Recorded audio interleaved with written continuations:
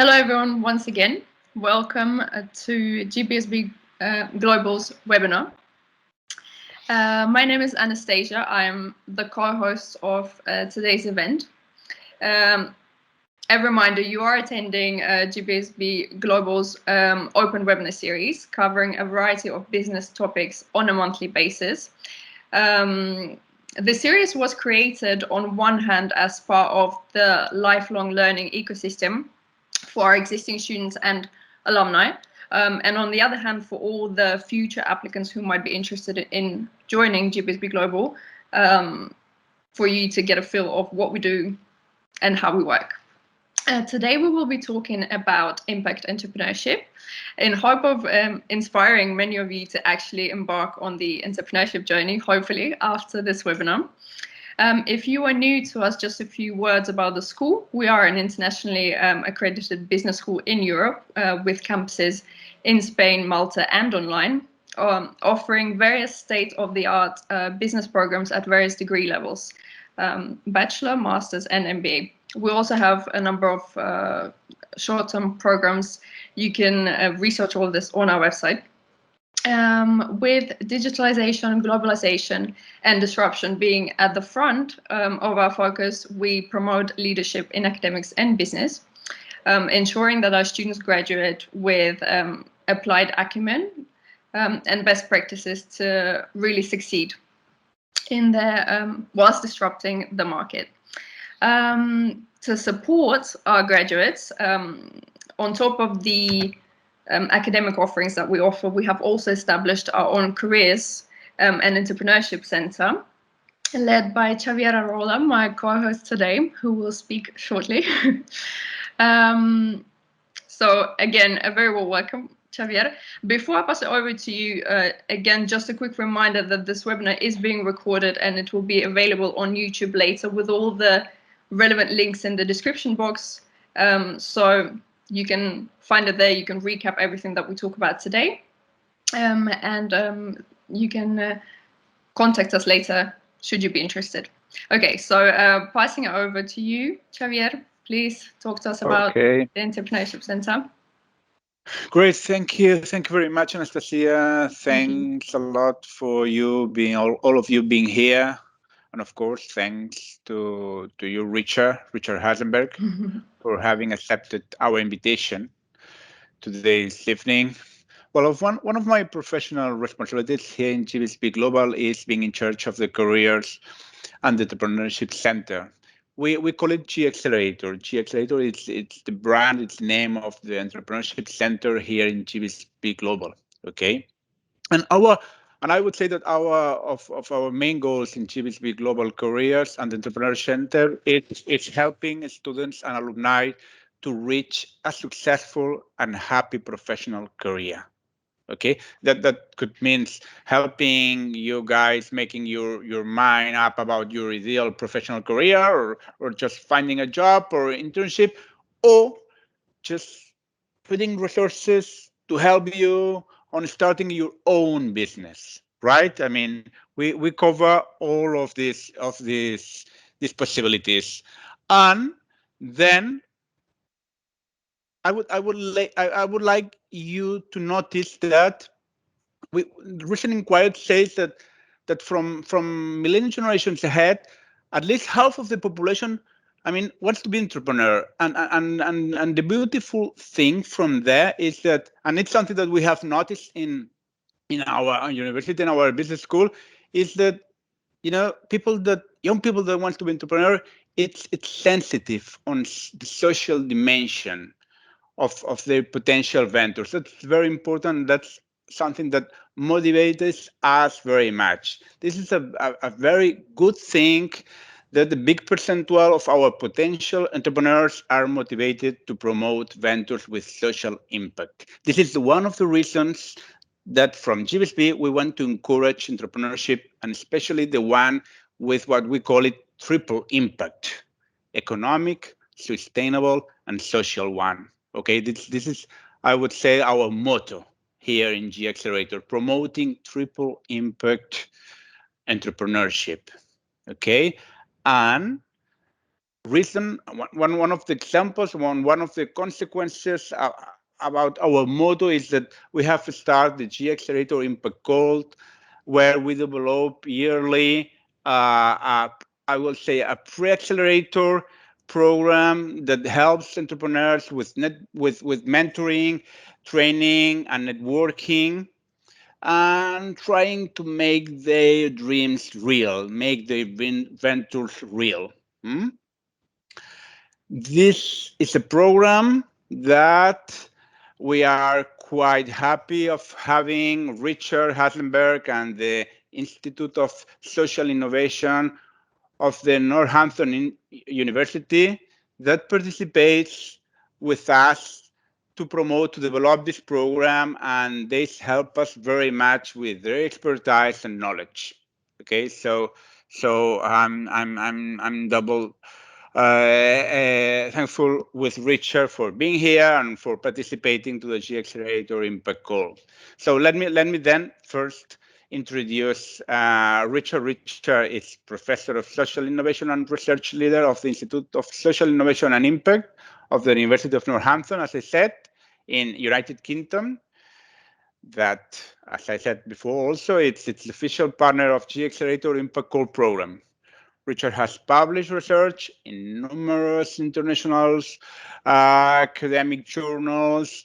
He frequently presents conferences in Europe and around the world, and it's leading UK social entrepreneurs and social entrepreneur running consultancy focused on the social impact sector.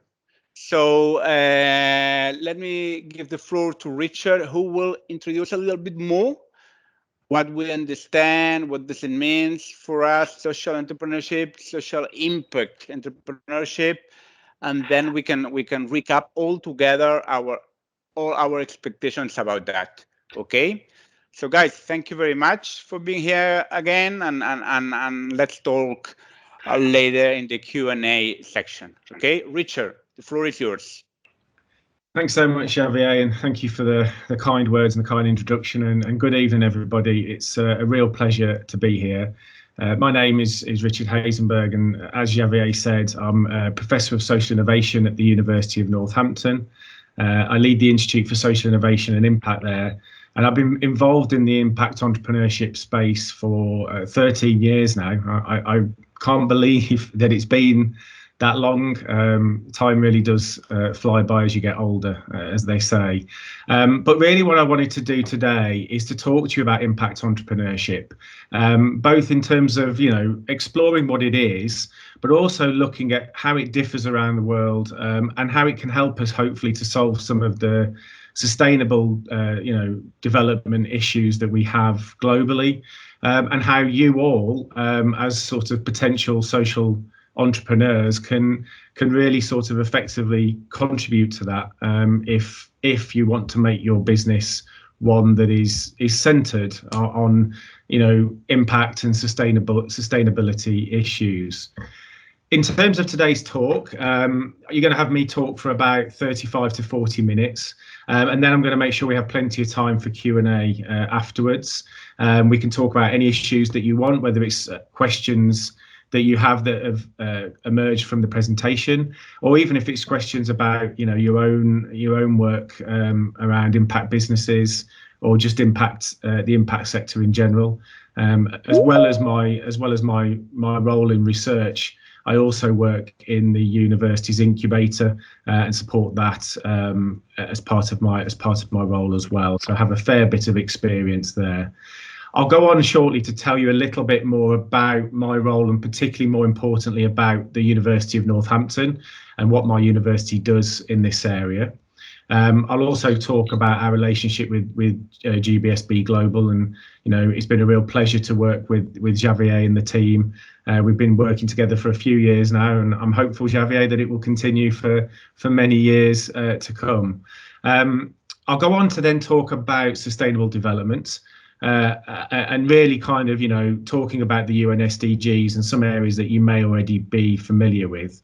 And then really I'm going to talk about what is impact enterprise, what is social enterprise, whichever way you want to call it.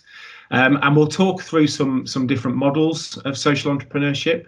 And particularly what I want to do is make sure that you have examples as well. And I've picked some various examples from around the world so that you can sort of get an understanding of the different context that these enterprises work in. I really also want to focus on the role of social entrepreneurs as transformational leaders. And really, you know, when we think about this, when we actually look at a lot of social enterprises, it's the individuals, you know, the people like yourself that are running these organizations, that are at the heart of the organizations, that often have the biggest impact in shaping the sustainability and impact agenda for the business and helping it to deliver social value. And I want to also focus on the cultural differences, and that's why I've picked examples from around the globe, because actually the type of social enterprise that we see emerging maybe in China or Vietnam looks very different, or certainly different in some aspects, to the social enterprise models we might see emerging in the US. And likewise in Europe, we see different models as well across the continent. We'll then move into the Q&A session, and hopefully you'll have plenty of questions. As Anastasia said at the start, please feel free to put questions in the chat as we go along, and then we can come back to those afterwards. Or if you prefer to ask your question on camera, that even better, please do that. It's always nice for me to see people's faces and sort of speak to you more directly. Okay, just very briefly about me then. As I've already said, I lead the Institute for Social Innovation and Impact at the university, and the university itself is committed to social innovation. I'll talk more on the next slide about that in detail, but essentially our whole strategic vision for the university is focused on social innovation and how we deliver social value in our communities. My research background is very much around social enterprise, but I've also done a lot of work around social investment, public sector procurement as well as social impact measurement. So a relatively broad research portfolio. And the impact side is really interesting because it's the social impact measurement work that we do, which is probably accounts for 60 to 70% of my day job, and it is to me one of the really fascinating things, because it's where I get to come into contact with social businesses and social entrepreneurs on a daily basis and help in some small way to support them. I also lead the university's social investment strategy. So the university itself is quite unique in that, unlike many other universities, we actually have a social investment portfolio. We have currently about £1.25 million, so about 1.5 million euros of social investments made, both into funds and into companies. And as I said, I also support the university's Changemaker Incubator. So I have a fair bit of experience of working with social entrepreneurs to support them in startup and in scaling as well. So just to talk about the university, as I've said, we're committed to social innovation. The rather sort of funky background picture you can see there is actually a sort of a mishmash of images that basically come from our new campus, which we opened in 2018, and it cost us about 400 million euros to build. A fantastic space. If any of you are ever in the UK and in Northampton, please do come and visit it. But most importantly for us, as a university, we're focused in on how we support social business and social innovators. And we really see ourselves as a community anchor institution. And what we mean by that is that we see the university's role not just about research and not just about teaching, as important as they are, but actually about supporting our communities to create impact and improve the lives of the people that live in them.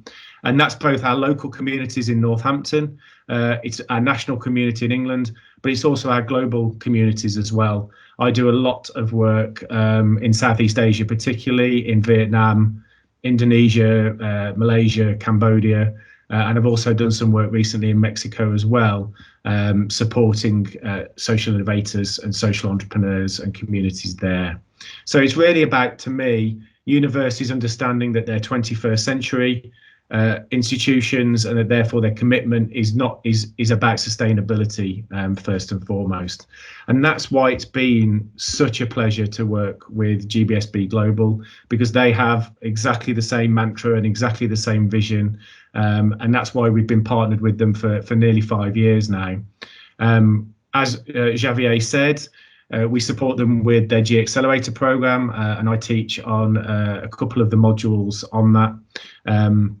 And again, you know, that's a really fantastic program, I think, in terms of the work that it does to support individuals like yourself to start up and scale their social businesses. And it's no exaggeration to say that some of the alumni businesses that I've seen come through that program are now doing fantastically well, delivering fantastic impact, and you know, grabbing investment and market share rapidly. And I think that's testament to the work of everybody at GBSB Global in terms of what they do.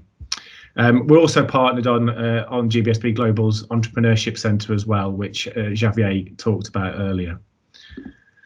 So anyway, that gives you an overview of who I am, who the University of Northampton is, and perhaps partly why I'm here today. Let's get on to talk about the bits that I'm sure that you are most focused on and most interested in coming to this session to talk about today. I think when we talk about sustainable development, we really have to understand that the world is really facing many existential problems. That's a word that always trips me up. And is really facing a number of challenges. We've just had the COVID-19 pandemic rip through the global community. But actually, we're also facing issues around a massive growth in inequality globally, entrenched poverty around the world. The climate crisis and global warming is another obvious one. And these are all problems that we need to work really hard to solve in the next 10 to 20 years. If the human race is going to have a sustainable journey forwards. And I don't mean that to sound overly dramatic, but I think it is a very dramatic problem that we're facing.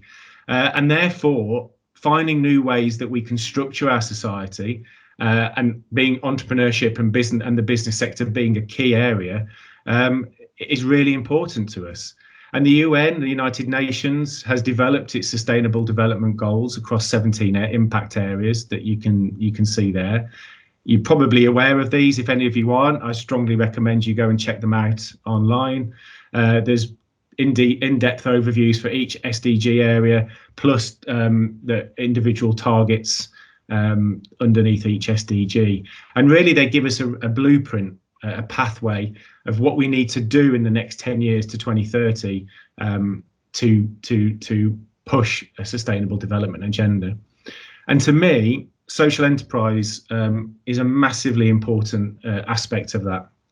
If we could even convince every for-profit business around the world to become 10% or 20% more sustainable and to focus 10% of their profits on impact and social value, imagine the difference that we could actually make in solving some of the problems facing the world. And I think that whilst I would never suggest that every business is going to become a social enterprise, I think that in 20 or 30 years' time, what I would love to see is that every business globally has aspects of the social enterprise business model and that commitment to sustainable development and delivering social impact. That's where I think that the change can be brought about. Of course, I wouldn't be an academic sat here if I wasn't going to at least have one slide where we talked about definitions. So apologies there, but I do think it's important for you to understand the differences between the concepts that we're talking about. And I'm as guilty as the next person at using these concepts interchangeably. But there are significant differences between what we mean by social entrepreneurship and social enterprise. And then just to throw an extra curveball in there, we have the concept of social intrapreneurship as well. Now, obviously, when we talk about social enterprise, we're talking about a business, an organisational form that seeks to deliver social value, social impact. And those social enterprises, unlike charities, are completely self-reliant. They trade like a traditional business, and they use the profits, or a proportion of the profits that they generate from that trade, to support their social mission. And when I give you some examples later, that hopefully will become a bit clearer to you.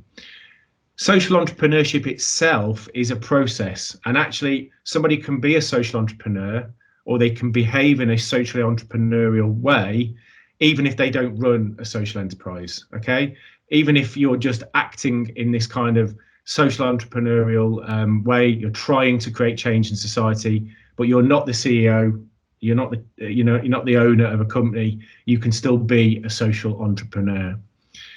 Social entrepreneurship is a little bit different in that what we're looking at is people who are operating within companies or organizations that aren't social businesses, that aren't impact businesses. They could be for-profit corporates, they could be public sector ministries, but what they're doing is they're trying to change the way that those organizations operate internally to create social value and to create social impact. Okay, so I don't want to dwell on definitions too much, but it's just important that you have that kind of understanding of the differences between some of these concepts.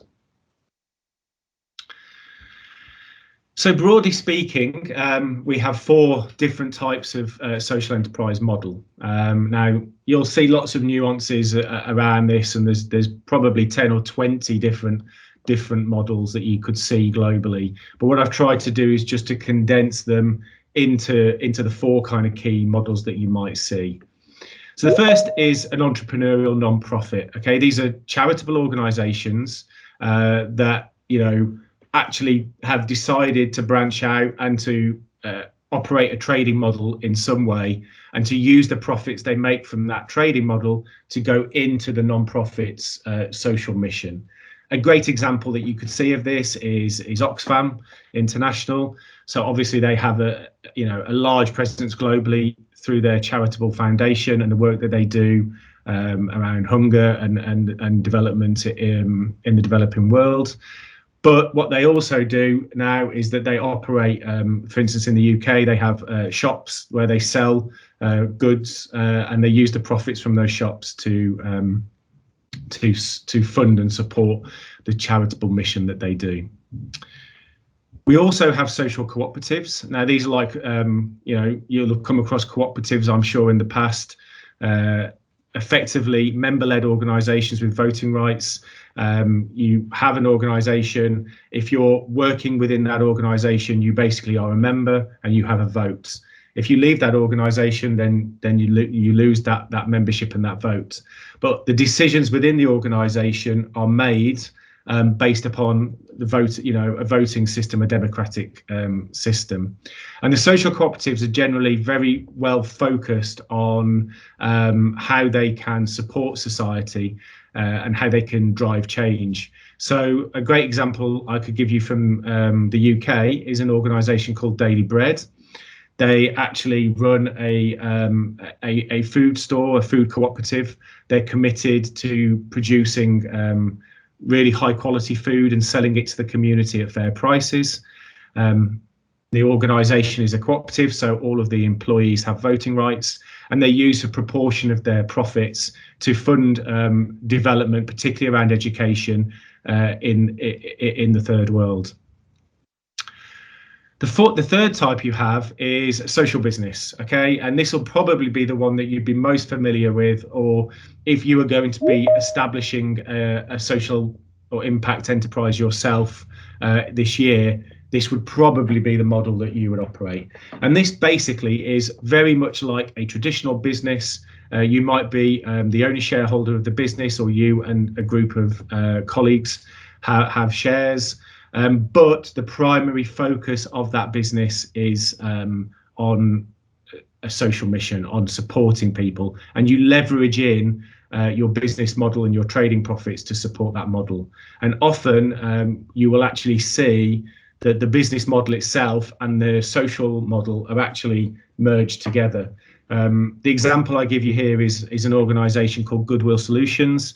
I'm going to cover those in detail later in the talk as a case study, so I won't say too much now, but to say that their social mission is about supporting people who've been released from prison back into society and employment. And actually, they don't just use their profits to do that. They actually employ ex-prisoners and ex-offenders in their business on the factory floor. So they've embedded their social mission within their profit-making activities. And finally, you have public sector spin-outs. Now, this was something that came out of the UK and has occurred in Australia and Italy a fair bit as well, but is now spreading around the world. And this is actually where you have a public sector body delivering a service where the staff actually decide that they are going to leave the public sector and deliver that service as a non-profit social enterprise. It's quite interesting. There's been some real successes and some real failures with that. Example I've got there is at Care Plus Group. They provide health and social care, particularly to the elderly, in communities in the northeast of England. It's a model that is probably slightly more controversial at the moment because from political perspectives, people aren't always keen to see their public services be what some people might effectively call privatised, even if they're not really being privatised. They're moving into the social enterprise sector. Okay, so a couple of examples before we go on to look at this around the world. So Goodwill Solutions, as I've said, one example I wanted to talk you through, a really fascinating organisation. They were established 13 years ago. They are actually an organisation that my university invested in, so we own 20% of the company. When we invested in them 10, 11 years ago now, the turnover of that company was about 200,000 British pounds. That turnover now is 4 million. And they run a logistics business. So they store goods for a whole variety of big corporates, Sports Direct, Tesco, lots of big organisations that you may or may not be familiar with, but they're big multinationals.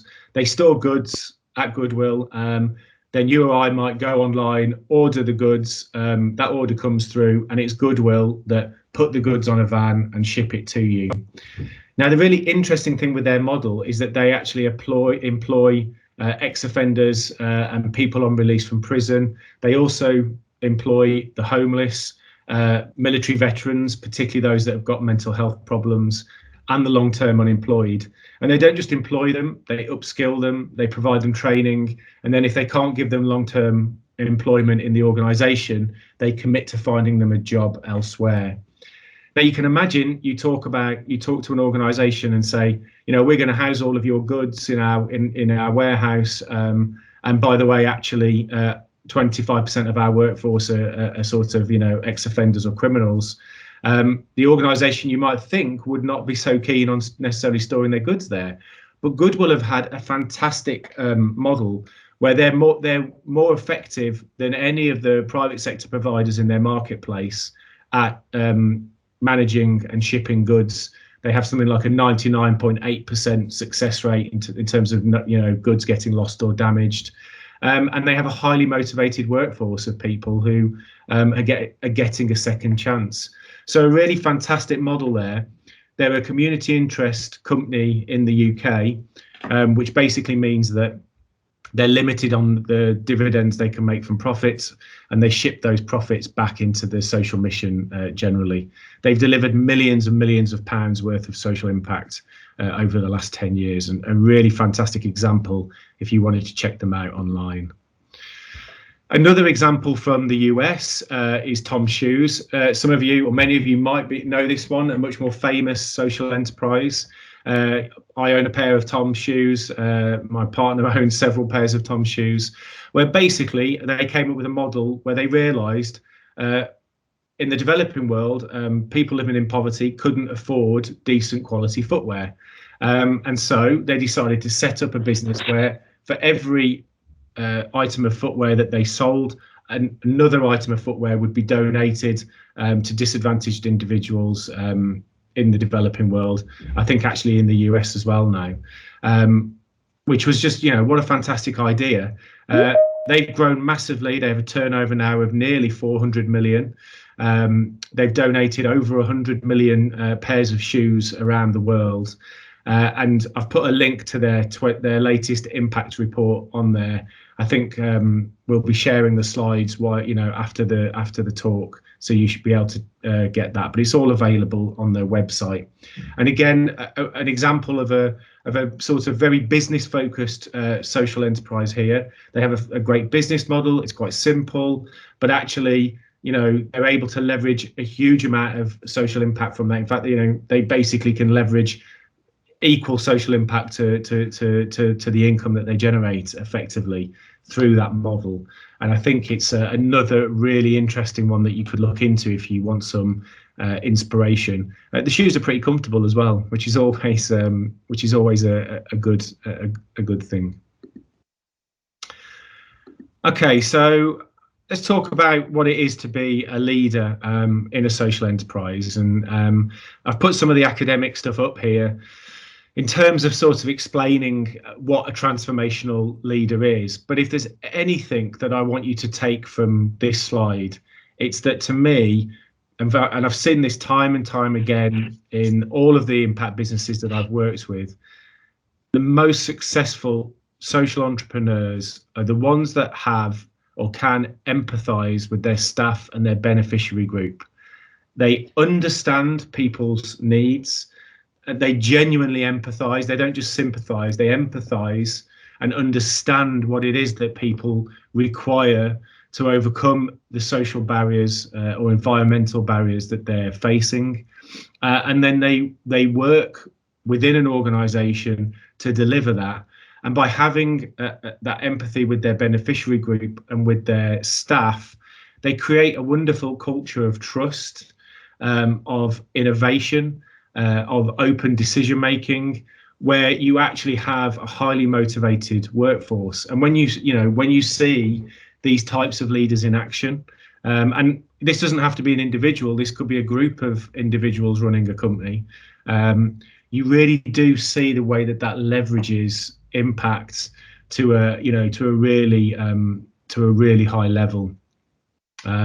We had a PhD student, without getting too academic, who did her PhD thesis on the role of empathy in social enterprise. But I think the main thing that you get from that level of empathy and that trust building is that, as an entrepreneur, you may have a good handle on what's required to help fix a problem or what you need to do with the business. But actually, when you empower those people working with you or for you, and when you empower the people from the communities that you're trying to help to develop their own solutions to the problems, your level of innovation in the company just skyrockets, and you're able to just become so much more innovative, so much more flexible, and to respond to the needs of your community, of your customers, of your beneficiaries, and become really, really successful. So, we can wrap all of this academic language around it and look at these papers that we see here. But to me, it's absolutely about having that empathy, motivating those around you, and empowering and trusting them to help you to innovate. And if you do that, you'll be able to deliver a lot more social impact and social value than you would otherwise would. But we also have to realise that, we live in a global world and we have all of these frameworks for sustainability, which are kind of, unitary, one framework for the whole world. But we also have to understand that actually globally the world is very different. We see huge differences in the economies and the social and political structures between Europe and Asia, or Europe and the US. We see big differences between countries in Europe. Spain is very different to Germany, is very different to the UK. In the UK, we have significant differences. We have Scotland, Wales, Northern Ireland, England. I would even argue that there's differences between the north and the south of England in terms of, social structures and economic development, to name a couple. So we have to understand that, therefore, if globally we have this kind of really diverse culture, then of course the types of social enterprise that we necessarily see emerging and the problems that they're trying to solve and the markets that they're operating in are going to be different. Now, of course, they will have areas of commonality. There'll be things that look very similar because they're businesses and they're operating for profit. But there will be differences between those organisations or within the wider ecosystem that they're operating in that shapes how they operate. And this does bring into question, whether is social enterprise and the way it's spread in the last 20 years something that's really emerged because of globalization. And I would argue it is. But where I think what's really nice about it is that what social enterprise gives, if it's done in the right way, is a way for you to empower communities and to give them a say again in their local economy and politically as to how they want their social and environmental environments to be structured, and in a way that gives them that power back, whereby we often really see that globalization has really left a lot of people feeling alienated, ostracized, and disenfranchised and disempowered. And I really think that social enterprise is a great model for supporting communities to create growth sustainably, but in a way that's on their cultural terms. So I just want to give you a few examples from around the world just to sort of set this in context. The first one's in Vietnam. So of course, the examples I'm going to give you are going to be sort of deliberately chosen to be different countries in terms of where they are in their development cycle. So in Vietnam, it's a middle income country in transition. It's been experiencing rapid growth in the last 20 years. I first went to Vietnam in 2009. I've probably been out there about 12 or 13 times now. And I can honestly tell you that the change just in that 13-year period since I started going has been absolutely massive. Obviously, politically, it's a one-party communist state, but it operates with a market-based economy. So that creates a different dynamic than what we might see in a multi-party system in Europe, for instance. And its civil society structures are obviously embedded within that one-party state. So they don't necessarily have the same type of independent civil society structures that we have. They're replaced by political unions that try to organise and create social value in their local areas.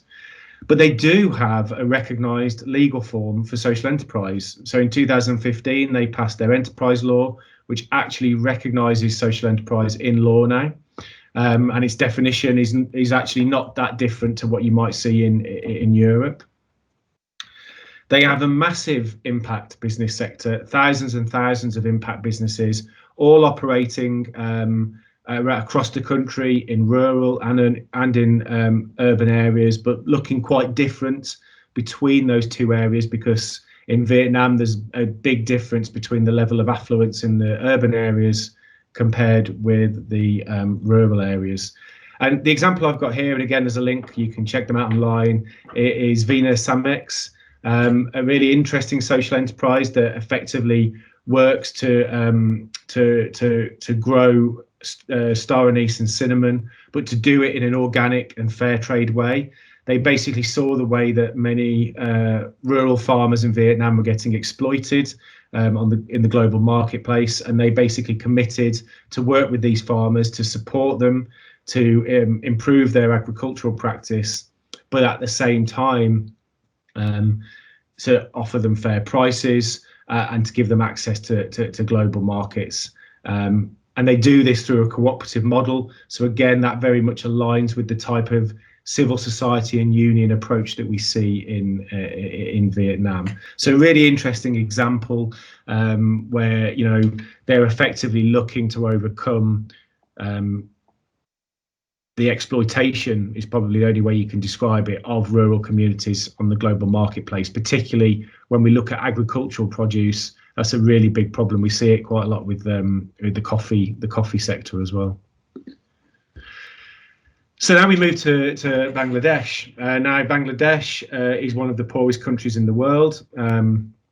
We always talk about social enterprise as sort of sitting in between the public sector and the private sector, and being a response to solving the problems that neither either the public sector can't solve or the private sector can't solve.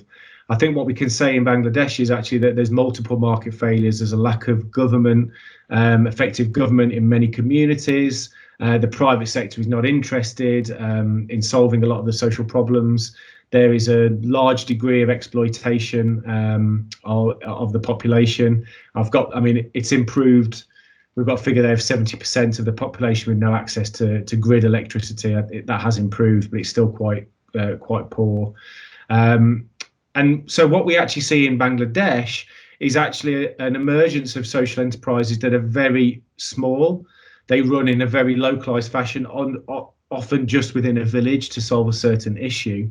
And actually, they operate in the informal economy. You wouldn't see them as a formal organization, but they are social entrepreneurs. And this comes back to what I was discussing earlier when we talked about how, you don't have to necessarily be running a formal organization to be a social entrepreneur.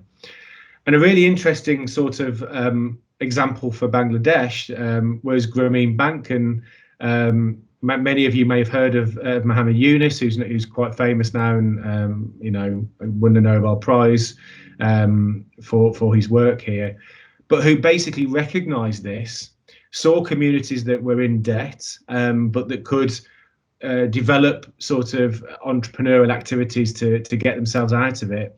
And they were in a debt trap. They often owed money at very high interest rates or to loan sharks. And what Grameen Bank did is effectively provided small loans. And this might be a loan of $20, $50. We're not talking about massive amounts of money, but it allowed people to get out of the debt trap.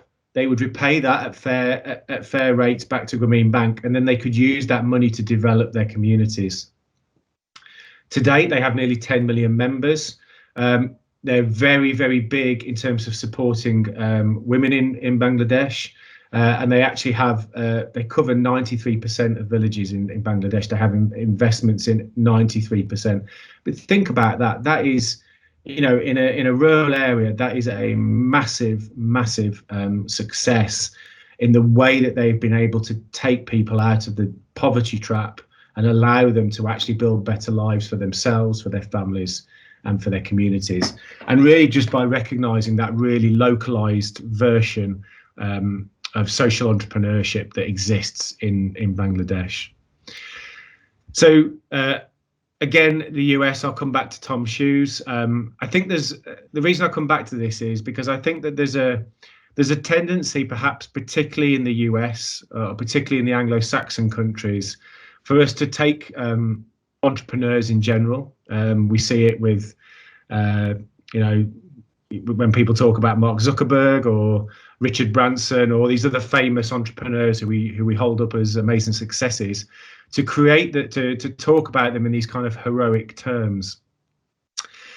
And whilst that can be interesting, and I understand why people do it, I actually think that when we look at social enterprise, one of the really interesting things is that actually, when we talk about that empowerment and that empathy, we really should be seeing social entrepreneurs not necessarily as these heroic innovators themselves, but as actually as empathetic people who are able to empower others, see value in others' suggestions and support them to innovate and support them to drive growth. That's not necessarily what we always see, particularly in the US. And they have a very unique structure in the US, different to Europe, in that they don't have a particularly high level of support through a welfare state. So social enterprises there have really arisen to try and solve the problems that the public sector doesn't.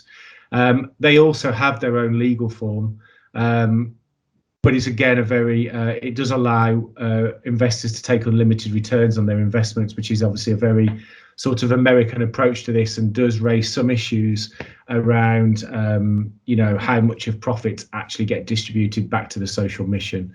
But again, it doesn't mean that we don't see fantastic examples of social enterprises in the US, as we see with Tom Shoes, and the great work that they do around footwear in the globally. So I think that's kind of bringing me towards the end. I think, as I've said, and I've got the sort of image on the right hand side of the screen there, to me, the great thing about impact entrepreneurship, or social entrepreneurship, is that it really sits in the middle of those three circles. It sits in civil society, it sits in the economy, and it sits in the environment. And if it's done right, it provides a sustainable means to grow a company and to deliver fantastic social and environmental impact. I think the other thing I should get across really is that, when I talk about this at the university, particularly to students, there's often a perception, people say, why would I run a social enterprise? Okay, I get to deliver social impact, but if I'm going to work really hard and take the risk of running a business, I want to be able to also enjoy the fruits of that as well. Please don't take away from this that you cannot do that. We always have a bit of a joke. We've had a bit of a joke at conferences in the past with this question of, can a social entrepreneur drive a Ferrari? Well, ignoring the factor of whether a social entrepreneur would really want to drive a Ferrari, there is actually no reason why you can't. There's no reason you can't run a social enterprise that is massively successful, that pays you a great wage, and that you pay yourself nice dividends out of that company, but it also delivers huge amounts of social impact, and a decent chunk of the profits go in to creating that social impact. And there's a whole different scale of different types of impact businesses. So you could set up an impact business where 90% of your profits went into the social mission, but you might decide that you only want to put 10%. That's a decision for you to make as an entrepreneur, or for you and your partners to make if it's a group of you setting up your enterprise. So please don't think that this is, some kind of charitable endeavor and that you can't make a decent living out of it. You absolutely can. You can make plenty of profit for yourself, but you do it in a sustainable way, and you have the really nice feeling that your organization, your business, is actually delivering real good and real positive change to the world as well. I think it's about being that empathetic, transformational leader. And I guess ultimately it's about you doing good stuff. It's about, I think about the work that I do. I run a research consultancy, and we do a lot of research for social businesses and for local government. In my day job at the university, I support social enterprises. So I wouldn't necessarily say that I'm a social entrepreneur, but I still have, I still enjoy my job because I get to feel that I'm actually trying to do something positive and make a positive change in the world. And I think that's a really nice, at the end of your working day, that's a really nice feeling to have. So thank you very much for listening. I'm really looking forward to seeing what questions people might have. I've put some contact details up on here. You can email me. You can find my institute on Twitter at Institute SII. We're also on LinkedIn. If you're interested, we also have a podcast series. We haven't done one for about a year now because of COVID, but we'll be hopefully starting that up again in 2022. But there's eight episodes on there where effectively we interview a social entrepreneur each episode, where they talk to us about their life, their experiences, the social enterprise that they established, and the challenges that they faced. So if any of you are interested in exploring this further, it's a great resource for you to go to. We also have the web address for GBSB Global Business School, and also the email address for the G Accelerator if you're interested in contacting about joining on that. But look, thank you so much for your time. I hope that in some way that this was of interest and can act as some level of inspiration to any of you who are considering starting an impact business. And I'll hand back over to you, Javier. Thank you. Yes, thank you very much, Richard, for such inspiring examples, for such big important distinctions, because we sometimes mix, concepts, and it is important to clarify, and especially thank you for believing and for telling us that you can do business being a social entrepreneur. This is very important that we try to encourage, we try to promote from G Accelerator. I mean, we can manage both sides. I mean, the triple impact, as I said, right? You can be economically viable, but with a social and environmental conscience.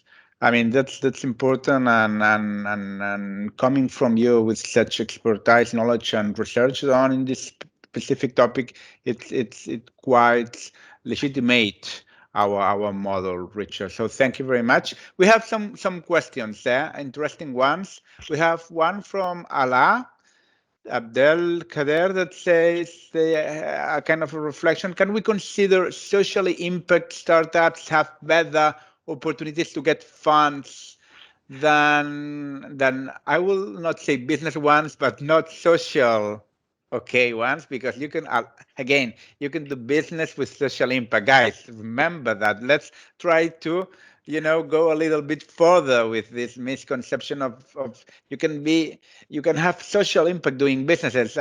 Richard has already tell us about that, okay? But let's put it that way. Is the business with a social dimension a bit more positioned than one that has not social dimension in order to get funds? What do you think, Richard? Well, thanks. Great question, Al Abdal. Thank you so much for that.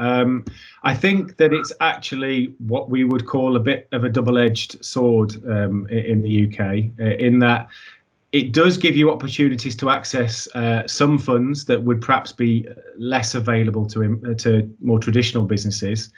But I think it also can sometimes cause you issues when you're looking, for instance, to try and get more traditional types of investment from banks or investment funds or angel investors, if they don't understand what an impact business is. You imagine going to the bank and saying, I want to borrow, €1 million off you, and I've got this great business model, but guess what? I'm going to give away 50% of my profits to this charitable cause. The bank manager gets a little bit nervous, and you can understand why.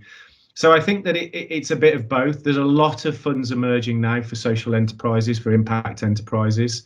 There's a lot of investment funds that are specifically focused on impact investment, so that you don't have to worry about that conversation with the bank manager. There's a lot of funding available from government. I mean, particularly I can speak for the European Union, and certainly I think in the UK, and I'm sure that it is the same in Spain, Javier, there's sort of structural funds that are available.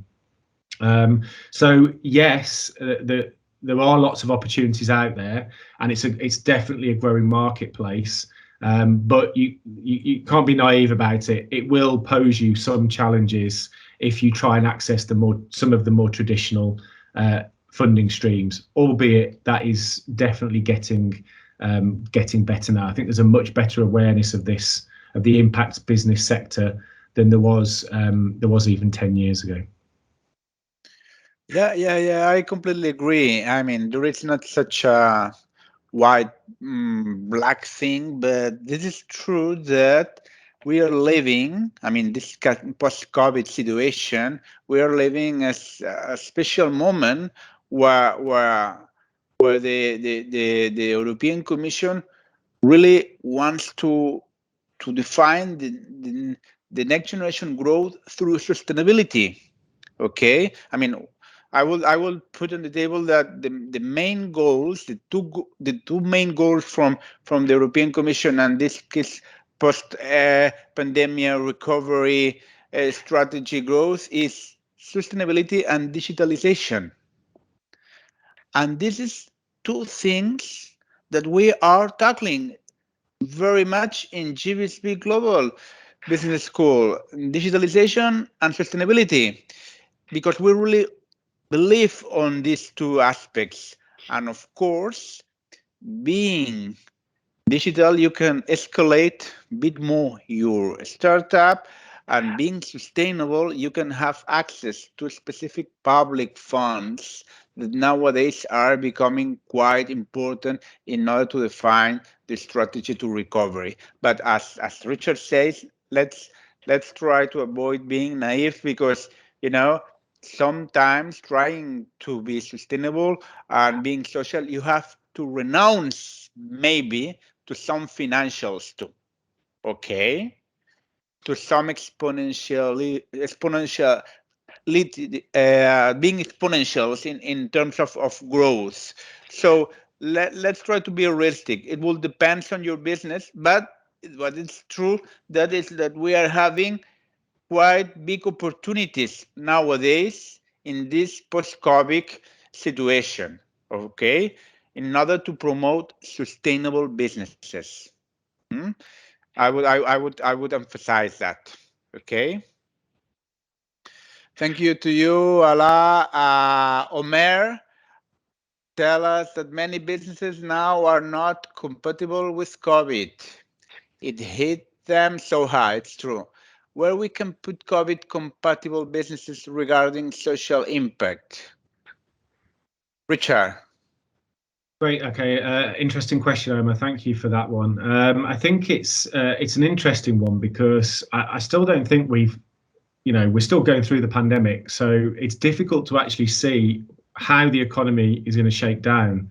It's a little bit like, I think, economically, you've got one of those snow globes and you've shaken it up and you're waiting to see where everything sort of settles. What I would say is that I don't think that we're going to go back to the world that we had before COVID. We talk about, going back to normal. The phrase that a colleague of mine uses in Vietnam, and I'm sure is pretty common now, is the new normal. And I think the new normal is what we'll see. And actually, I think that offers more opportunities to social impact businesses. Mainly because, when you have a sort of an economy that's relatively static, that hasn't been shaken up, you have the traditional players that kind of have their market share sewn up, and it's very difficult, particularly if you're an impact business, to maybe penetrate those marketplaces and convince consumers that, your product's great, and by the way, it's also social. I think in the post-COVID world, there's going to be a lot more opportunities there, because there'll be a lot of gaps in the market because of the failure of so many businesses. And obviously the economic impact and the failure of the businesses during COVID has been a tragedy for everybody concerned. But nevertheless, we have a situation now where we've got to rebuild our economy back. And I think that impact businesses or encouraging even the corporates and the private sector businesses to be more impact focused and more sustainability focused, it is the real opportunity. So, and I look at the way that the consumer marketplace has shifted in the last 10 years and certainly the last 20. There's so much more demand now for sustainable products. And for businesses that are committed to impact, that I actually think it puts impact businesses on a much stronger platform. Again, let's not be naive. You've got to have a good product. I love impact businesses and social enterprise, but if their product's poor, I won't buy from them. I still want to have a good product. But if I've got a choice between two good products and one of them's social and one of them's not, I'm going to take the social product. And I think that's a really big shift that we're seeing. So actually, Omar, I think that the post-COVID landscape, if it plays out how I think it will, and I can't see the future, so I might well be wrong. I think it's going to offer a lot of opportunities for impact entrepreneurs to really flourish. Yeah, definitely, I agree, Richard. Again, let me emphasize that COVID has increased and accelerated all of our digitalization efforts everywhere. So that opens a huge range of possibilities in health, elderly care. In Spain, for instance, we have a very severe problem of rural abandonment. For historical, it has been, villages are decreasing exponentially population, and post-COVID and digitalization has opened a space for many startups to work in different areas to promote different business that can be managed remotely. So yes, I mean, there is a change of model, economic model there, you know, in tourism, hospitality, that we were quite, engaged here. I mean, in Spain in the past. We're moving to another thing. Some sectors are hit, some sectors have to transform and change, but opens a lot of possibilities and opportunities for a new way of see things, So yeah, I mean, in this and the most important thing is doing with sustainability and with social impact, redefining, reshaping the economic model in a social impact and social dimension. We all have learned a lot during all these times that things can be improved, right? In a more social and human dimension. So I would say that there are possibilities for social impact ventures especially in this post-COVID redefinition of the economic model. Okay. Anastasia, you want to say something? Please. Yes, I just wanted to ask a more general question. I guess, given the current turbulent times that you've mentioned, how would you ensure success and profitability, especially from a impact entrepreneurship point of view? So I think a lot of maybe the people who have that entrepreneurial potential and interest might be scared of maybe getting into the market at this moment because you can't guarantee anything and it's so volatile. So how do we go about it? Does it depend on the business model that you select or any other factors? A great question, Anastasia. Again, thank you. I think that actually, I don't think it necessarily depends on the business model or the product. I mean, obviously, you have to have a good idea. I mean, that's just the same for any business. It has to be a good idea, and it has to be one that's going to sell. But I think it's about the quality of the people that you put around yourself. And if you think about the support that's out there, and many people on the call, for instance, I think I was seeing on the chat earlier, people are finishing their studies or in their studies. If you're at a university, for instance, there should be in most universities a lot of support for this. Incubators, actually just entrepreneurship programs to support people, advice from your lecturers, going and talking to people in the business community, going and talking to people in your beneficiary community to really understand, is the solution that I've got one that is actually going to work for them, and making sure that it's really is driven by the community's needs, and also making sure that as you bring people on board, if you grow the business, you get the right people on the team supporting you. And I always think about my work with social investors. When I first got into social investment, I did a project looking at what is it that influenced the investor's decision. And I totally expected it to be, them to say, oh, it's a fantastic profit idea, it's a fantastic product, or we think there's going to be loads of great impact here. It was none of those things. It was the people that they were going to be investing in. It was the social entrepreneur or the team of social entrepreneurs. They said to me, if there's a good team of people, we can work with them. We can help them to refine the product. We can work with them on marketing. We can get them HR support. But you can't fundamentally change the nature of people. So it's very much about the people that you surround yourself with, I think, and the advice that you get. And don't get me wrong, it's I can see how scary it can be. What if you fail? What if you you don't make any money from your business idea? What if it doesn't work? But actually, for all the social enterprises that I've ever worked with, they get there in the end. I mean, don't get me wrong, you may have 3 or 4 iterations of the model that it doesn't quite work, or you're enhancing it before you hit on the winning formula.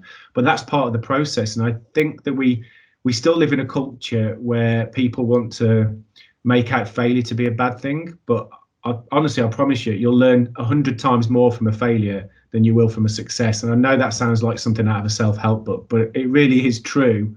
And it's in every entrepreneur that I've ever seen. And I think about the consultancy work that I do with my business partner. You know, we learned the hard way about writing our tenders and our proposals for funding and for consultancy contracts. You know, we lost quite a few tenders before we won one, because it's part of that journey, and it's part of that experience. So just surround yourself with as much support as you can. Don't think you have to do it on your own. There's lots of support out there for budding entrepreneurs, and particularly for impact entrepreneurs. So take advantage of it. And programs like G-Accelerator, of course, are a fantastic example of how that support can be used to help you grow your business. Great, Brilliant, Richard. Totally agree. Thank you, Stasia, for intervening. We have two questions here. One is directly for you, Richard, completely. Social entrepreneurship is more about what do you do with your profit, or more about the communities that you support, and the type of services you do? Okay. Don't accuse me of copping out here, but I'd say it's all of those things. To me, I guess if you look at it from a social entrepreneur, I would say that it's about the communities that you support. If I was going to have to pick one, it's about the communities that you support and the impact that you create. If you do that for a business model where 100% you keep 100% of the profit, you might not be classed as a social enterprise or an impact business, but you're still delivering, you know, good to the community. If you then can balance that with profit that's going into the social mission, that's going to the communities that you're seeking to help, then I just think you have a much more powerful business model. And you know, one of the reasons I love the Goodwill Solutions model we talked about earlier is because they don't just run a logistics business and then use their profits to support ex-offenders, albeit they do use their profits for that. They actually employ them in the business. They embed them in the business model. So the whole business model has social impact running through it. And I think that is, you know, that is a really powerful model. So that's why I kind of take the cop-out route of saying it's all of those things. But yeah, if you force me to pick one, I would say it's about supporting your community, basically. Listen, I'm completely agree again with you, Richard, because at the end but I would say that any startup or any service should put the person, the customer, in the center. Okay, so community should be in the center. It should be the reason, you know, because at the end of the day, what you try to do is covering a need, and you have to put the customer at the center. It could be the community, it could be consumer, it could be an individual, but yeah, definitely community should be probably the center of everything, right? And we have another question here that it's quite, yeah, it's quite true. It's about, you know, how you call it, social washing. I don't know. I mean, it's about, you know, what that's something that we can identify sometimes, that, you know, Bashra is saying fast fashion is using sustainability to promote more sales and encourage more consumerism, which against sustainability efforts. How can we contribute to have a social positive solution to that? This is true. This is something that we can also identify, that there is kind of a trend to let's redefine our brand, everything, because we notice that people is more aware. What do you think, Richard? How we can contribute to stop with that, to just identify real, I mean, sustainable initiatives? What do you think? Well, yeah, thanks, Bushra. It's a great statement. Perhaps if I had the answer to that, I'd probably be a lot more successful. But it's a big problem. I mean, yeah, you talk about in the environmental sphere, we see it with greenwashing, and yeah, I guess we call it social. Javier, you're right. That's how I would see it, and it's a big issue because, I mean, first of all, I think it's, in a way, seeing it is at least evidence to us that this kind of social ideal is becoming more powerful to the consumer when we see that these big corporates are trying to make themselves out to be social. But it is a big problem because what they're doing is they're trying to fund research, they're trying to utilize good case studies or a bit of CSR, a bit of corporate social responsibility budget to make themselves look better. I did some work in Vietnam.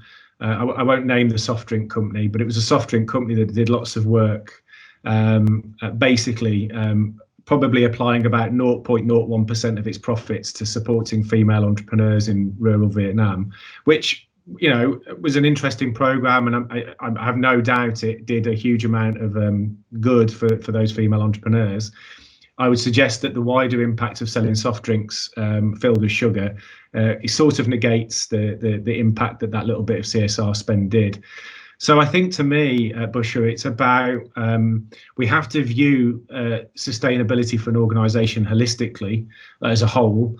It's no good saying, OK, we deliver this CSR programme and it creates, I mean, sorry to monetize it, but let's just say they say it creates $10 million of positive impact for a community. If the rest of your business model is destroying rainforests, destroying communities elsewhere, and causing, you know, billions of dollars of damage, that to me is very negative social impact. So when we look at when we do a lot of our impact measurement with organisations, we work quite hard to try to uncover with them any negative impacts they might be having. Because you have to see it as a balance, you know, and I think that this kind of greenwashing, social washing is a phenomenon that only by really looking at what these companies do as a whole, we can call them out and use the evidence to say, look, yeah, it's no good that you're putting a bit of sustainability into your supply chain. You're still trying to get people to buy 6 pairs of jeans a year that they don't need, and you're paying people terrible wages. So it's a big issue, and it's one that I think we can't probably never solve it, but we can certainly alleviate it through making companies produce much more detailed impact accounts of the impact. You know, they all have to produce their really detailed financial accounts, and nobody complains about that. We should be saying to companies, what's your impact in these communities? You've felled, 100,000 trees this year. What's the impact of that on the climate? And that should be that should be up front, alongside any of the other little programs that they have trying to sort of social wash. Yeah. And I'm also reading Ferran's comment that agrees with this debate, saying that I agree that social entrepreneurship must have social mission as a raison d'etre, rather than where you invest the profit. So how would you avoid social greenwashing if you are focused in economic growth and selling? Interesting. If you are promoting consumerism, how do you remove indirect social and environmental damages? It's interesting, and that's become a bit more, let's say, deep debate. But Richard, please, I have my theory on that. I have my thoughts and my opinion. But please share with your thoughts, please, with us. Okay, so I think this all comes down to one, it's about how do we change the culture of society that we aren't as consumer driven, and we don't feel the need to constantly be buying things to replace them, that we recycle, we upcycle, we repair things when they can be repaired. We do live in a terrible society, really, where, I don't know, you have an electrical appliance in the house, it breaks, the part to repair it probably costs £10, but you can't buy it. So you have to just scrap the electrical appliance and buy a new one, which is what the company wants you to do. So I think that's a big issue, and that's about education. And we are seeing a big growth, certainly in the UK, with upcycling and recycling shops and people taking sort of, what would be others sort of rubbish and using it to produce new products. But I think for the companies themselves, it's about actually, again, having this view of the supply chain, but a completely holistic view of that supply chain and having sustainability all the way through it, to the point where, we might have companies that are producing goods, but all of their factories are powered by renewable energy. The goods are, shipped through sustainable means, electric powered lorries, biofuel planes, although they're a little bit more controversial, but those kind of trying to drive that sustainability in the supply chain so that we can kind of get to what I would call, so we call it environmentally net zero, but also socially that there's at least a net zero impact on communities, if not a positive impact. And if you can get companies to do that, and actually supply chains do become genuinely sustainable, then some of this kind of consumerism becomes less of a problem, because there isn't sort of a massive negative impact from the production of the products or services in question. But it is a big challenge, and it's so difficult when you look at, and the OECD have done a lot of work around sustainability in supply chains, and trying to accurately map out sustainability is incredibly difficult, because even when I think corporations think they've got sustainability in the supply chain, unless that's really rigorously monitored, you see these examples, don't you, where suddenly the working conditions in a factory in, a country that an organisation is operating in are found to be absolutely terrible, even though they've allegedly audited it. So it is difficult. I think it is about education, and it's also about much more scrupulous monitoring of things like supply chains. And let's not sort of be negative about it. This is all possible. The government is perfectly capable of auditing companies' accounts financially to minute details if they think that there's any tax evasion or any kind of fraud. So if we can do it for the money, then we can do it for the social and the environmental costs. Because make no mistake, the social and environmental costs in the long run will have massive financial implications. And we only have to look at climate change and what that is going to cost us as a society financially in the next 50 years, to ask why on earth aren't we doing something more about it? The cost of doing something now is going to be a lot less than the cost of doing nothing. So I think it's about a complete change of mindset for governments, organisations, and for the consumers as well, about how we apply this. But that isn't the work of a moment, unfortunately. Thanks. Maybe Anastasia wants to add something about that in this debate. Because I saw your hand was from before. Okay.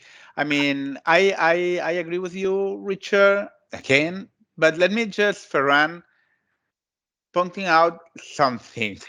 I think that you can promote economic growth and selling and be social and sustainable, responsible. Okay. Economic growth and selling could be done with different ways. Okay, if you care about your partners, if your suppliers, if your customers, with the environment, with circular economy or proximity principles, let's welcome this economic growth and these sales. That could be compatible. Okay, we should try to, be honest in our drivers, and let's try to analyze any part of this value chain, supply chain, to see how we are all aligned in our principles of social impact. But if that drives us to economic growth and sales, then it's perfect, because we're generating value and added value. That's what I'm trying to say, just that, because then it's another debate. I'm not sure. I think it's time to finish, right, Anastasia? Maybe? Yes, I think so. According to our schedule. Okay, Anastasia, sorry. Just wanted to remind everyone that we will do a follow-up, an email follow-up, and we will send the presentation as well to you guys. But if you can't find it, please do check the spam folder. If not, reach us via social media, and then we'll try and get it to you as soon as. I have two reminders too. Anastasia. One is that, Go sorry, for it. that we are already scouting for projects in G-Accelerator Impact Call this year. Okay, and it's gonna, it's a European Social Fund, and also the Catalan government it's funding this program. So it's gonna be published the new call in a very short time. So we need to have scouted already the startups for the new edition. So for the ones who has applied, be patient, because in a very short time you will have an answer. And from the ones that don't, please do it now, okay? Because we are quite in a rush now, okay? This is one thing. The second thing is that, as you know, in Barcelona, it's going to be the Mobile World Congress. And in this context, we have the 4 Years for Now. It's one of the major startup events. Guys, students, alumni from GBSB Global, we would like you to invite you in the Mobile World Congress, specifically in the first day that it's going to be dedicated to impact entrepreneurship, the 28th of February. Okay, G-Accelerator is going to participate. We're going to have a stand there. We're going to be part of the Mobile World Congress in of the 4 Years for Now. Okay, G-Accelerator is going to be there. So, and we're going to have the startups that come from the program are going to be there. So it's a very good opportunity to meet the startups from G-Accelerator, to understand a bit more about our initiative, to get contact with the technological, digital, and impact entrepreneurship ecosystem on the 28th of February. If you are interested, students, alumni, please send us an email, get into G-Accelerator webpage, write us to the G-Accelerator email and introduce yourself, your motivations, and we will try to get free tickets for you. Okay, it's an opportunity, guys. Okay? Brilliant. And Xavier, similar to for the ones who are interested in participating in G-Accelerator as an incubator program, they also should email G-Accelerator's email, right? Yes, With yes, expressing their interest and idea, startup idea or something. Definitely. I would recommend to check the G-Accelerator webpage. We'll link it. We'll link it in the description. Okay. Don't worry. Okay, thank you. Yeah. Have a look on the webpage because they will understand a bit more. I mean, our approach, mentoring, training, networking, the roadmap, and then you will have a kind of application form. That's the right form to do it, the right way to do it. Okay. So we will be very happy to receive your inputs from there. Okay, brilliant. And anyone can apply, or does it have to be someone local to Barcelona, Catalunya, or anyone? Anyone from worldwide with a social impact venture. But I have to say that as we are publicly funded by the European Social Fund and Catalan government, we prioritize the projects that would like to establish around. Okay, but we are open to receive any project from around the world. Okay, we would like, at the end of the day, we would like to have some kind of base operative or whatever here around. Okay, but we are open to analyze any opportunity. Okay, is that clear? Yep, brilliant. Perfect. Any more questions, anyone? Probably not. Thank you, Richard, once again. Thank you, Xavier, as well, for your co-hosting. It's been really informative.